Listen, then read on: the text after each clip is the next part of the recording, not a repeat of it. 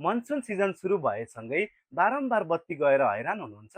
त्यसैका लागि अहिले सिजीले भर्खरै नयाँ प्रडक्टमा रिचार्जेबल इमर्जेन्सी बल्ब लन्च गरेको छ। यो बल्ब 15 वाट पावरमा मात्र पाउन सक्नुहुन्छ भने अरू चाइनिज बल्बको तुलनामा यो एकदमै बलियो र टिकाउ क्वालिटीमा रहेको छ। देख्न सक्नुहुन्छ यो बल्ब पोर्टेबल डिजाइनमा एकदमै राम्रो फिनिसिङ भएको पाउन सक्नुहुन्छ।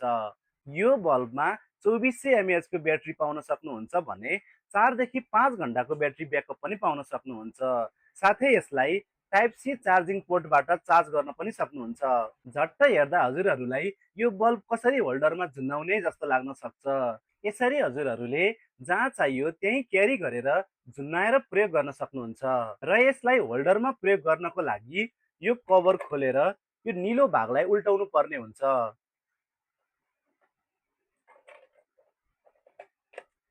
यसरी हजुरहरूले सजिलै होल्डरमा पनि प्रयोग गर्न सक्नुहुन्छ। होल्डरमा जडान गरिसकेपछि बत्ती आउँदा यसै बल्ने भइहाल्यो भने बत्ती जाँदा पनि आफै बल्छ।